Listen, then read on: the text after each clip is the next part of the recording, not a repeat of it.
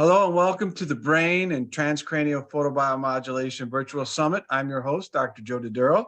My guest is Dr. Marvin Berman, who is a master's and PhD in psychoeducational processing from Temple University. And he's been working in the field of performance application of EEG biofeedback for decades. And recently, he has been the co-founder of a transcranial photobiomodulation device company called Neuronics.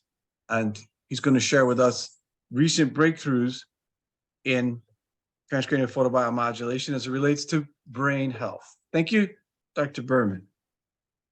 Hi, Joe. Nice to see you again. Nice again. You've been very, very busy since the last 3 years, and you've completed your research and been moving forward on this. What would you say has been the biggest change that you saw when you started to do photobiomodulation back maybe 10 years ago and today? Well, we started, my first exposure was, I think, in 2008, when I saw a headline in the Daily Mail of England, when someone sent it to me going, and the subject line of their email was, "What the hell is this?" And I took a look at it and I realized that it wasn't a Daily Mail article. It was actually an article about a paper published in British Journal of Neuroscience on photobiomodulation done by Paul Chazot and Emile Anasseur and Gordon Dougal about 1070 nanometer light with rats. And they showed that their memory increased by getting exposed to the 1070 light. So that got me off into that whole investigation, because he showed that he had a helmet that could do it with people, and he had done it with his father. Then his father approved. So okay. So the guy who sent me the note wanted his wife to get treatment here in Pennsylvania.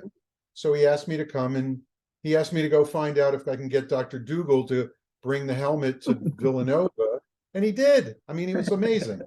So he did, and there we were. And he showed us the helmet. He put it on this woman's head. And 3 weeks later, this woman who was going downhill from frontotemporal dementia and aphasia was having a very voluble argument with her husband. Nice. Very good. And today we're seeing that people are making significant improvements in their cognitive and behavioral functioning. We saw that in the Texas study. And now that we've developed the Neuradiant, we're now seeing that by being able to control not only the wavelength, but also the pulse rate, the intensity, the duty cycle, and the duration, that we're seeming to be able to get even better results. And now we've added being able to target independently the location where on the head we're delivering specific types of stimulation simultaneously. And that seems to be accelerating progress as well. These are very exciting developments. Let's get right to it. Transcranial photobiomodulation, a non-invasive technology for brain health and wellness. So what I wanted to do was just give you an overall idea about how I've been thinking about the delivery of photobiomodulation as being a component that's really a three-legged stool that involves both functional medicine, photobiomodulation, and neuromodulation, particularly neurofeedback. And that what we're trying to do is pull together both the root cause systemic analysis in functional medicine with renormalizing connectivity using the quantitative EEG and neurofeedback technology, and then using neuromodulation to enhance both the cellular resilience, but also the efficiency of the neurons and the CNS overall. And what we've seen in our work with transcranial mechanisms of action, we've seen that the results end up being open heat-gated ion channels to modulate transcription factors. We've seen that it enhances neuroprotective heat shock proteins and growth factors. There's also the increase in nitric oxide and reactive oxygen species in the brain. We're increasing cortical and free-floating free-floating mitochondria in the blood, and that helps with ATP synthesis. We've also got the enhancement of endothelial flexibility to increase cortical perfusion. And net, when we're talking about the connectivity part, we're seeing that the EEG responds to photobiomodulation through a process of entrainment, and that we can then enhance both EEG or normalize EEG amplitude and connectivity. What we saw at a tissue level when the research was done at Durham University with CD1 mice, we saw that we could definitely prevent toxic protein accumulation. And here's a slide showing the development of amyloid plaque in the mouse model. And here we can see the reduction from 5 months of stimulation with 1070 light. You can see the reduction in the medium-sized plaque in the brain. And that's a sham versus active 1070 nanometer light. What that led to was human trials, both a safety study and an advanced feasibility trial at Baylor Scott and White Hospital, which is connected with Texas A&M. And the safety study had 12 subjects where people were doing the treatment 6 minutes a day, twice a day, and this was self-administered over 30 days.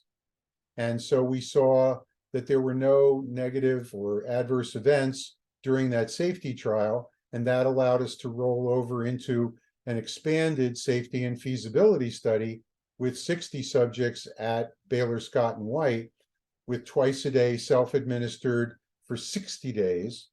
And that is when we started to see changes in the cognitive performance using the mini mental status exam. And we saw a 3-point increase in the average over the 1 month. And when we got to changes in 60 days, we then saw changes of almost 5 points in the mini mental status exam. So we saw that extending the treatment did improve over time significantly. And so we saw memory improvements, both in terms of immediate, delayed, and detailed memory, in terms of long-term memory, of quite significant amounts. One of the more telling slides is this one, where we saw that the clock drawing significantly improved in terms of the quality of the clocks when people went from the beginning of treatment through the end. When we used the quantitative EEG measures, we looked at the slow wave amplitude, because we knew from neurology's research on dementia and the EEG that as people progress in dementia, their slow wave amplitudes go up and their fast wave amplitudes go down. So here what we saw was that in the pre to post, the delta amplitude significantly decreased over the entire cortex.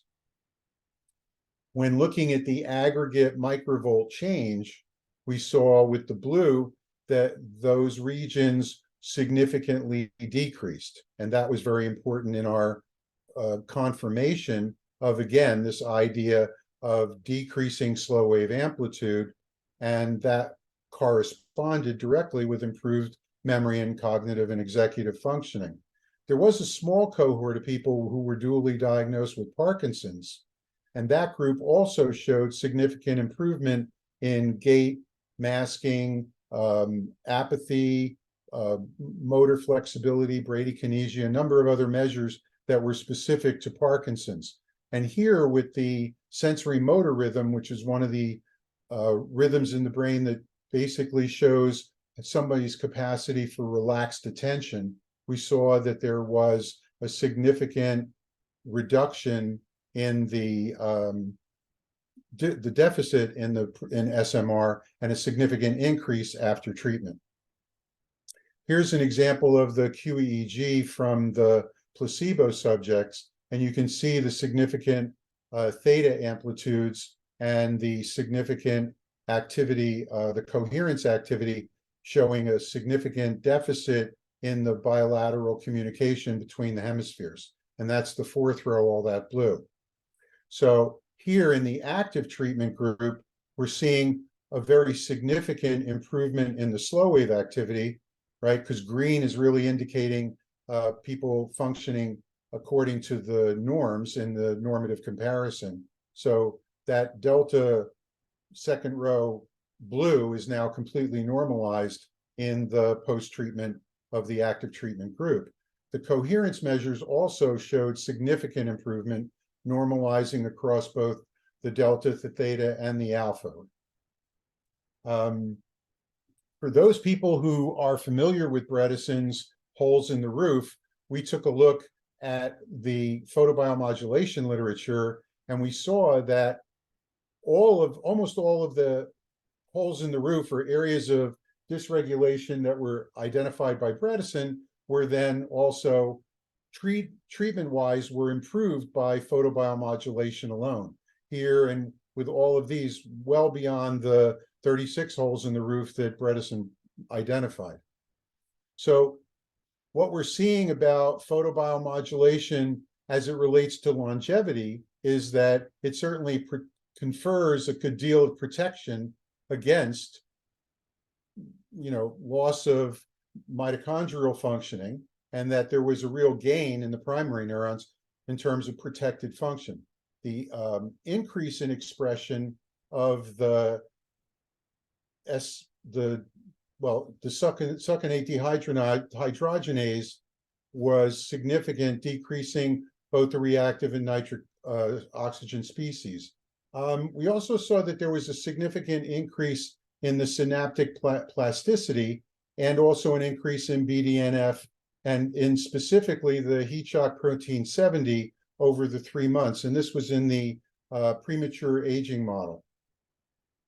This was a study done with the C. elegans mouse, C. elegans worm, and there was a 16% increase in the HSP70 functioning. So when we get to talking about human studies, here's an example of a number of human studies that have been done with photobiomodulation, both specifically the transcranial type, and using both the 1060 or 1070, as well as the 630 and 870 frequency wavelengths. And we're seeing, again, significant improvements in those areas. Most recently, though, we've now been able to take as I said before, the idea of static single frequency or pulse rate delivery of light over the entire cortex, and now using the 1070 stimulation, we're now seeing that we can deliver light over the whole cortex, but we have the control over both the direction, the intensity, the frequency, and the duration. Now, in this study, which compared the treatment, which I know that Dr. Bowen was also on this summit, and this is Dr. Bowen's study that was approved by the Quiet Mind Foundation and then used the Neuradiant 1070 device along with the Thor laser bed. And what he was looking at was the post-COVID brain fog. And what we found was that there was a very real similarity in the response to both the Thor bed and the Neuradiant. Now, what we started with was the COVID being 5 months post-COVID reported brain fog as a condition for inclusion in the study. There were no other long COVID symptoms of any of the subjects. The subjects, 14 of them, were randomized into 2 groups, both the whole body Thor pod and the Neuradiant transcranial helmet. The treatments were equalized to 14 minutes 3 times a week for 4 weeks. And they did quantitative EEG assessments, both pre and post, on the first, the mid, and the last sessions. They did the Montreal assessment, the digit symbol substitution, trails A and B, again at beginning, middle, and end. And the difference in the light pod and the irradiant was the wavelength of light, but they equalized the fluence pretty close to 35 and 27. So we're getting pretty much equal density of photonic stimulation. Now, the ERP measures showed that there was a really significant change in the transcranial delivery of the light compared to the whole body bed, which only stands to reason.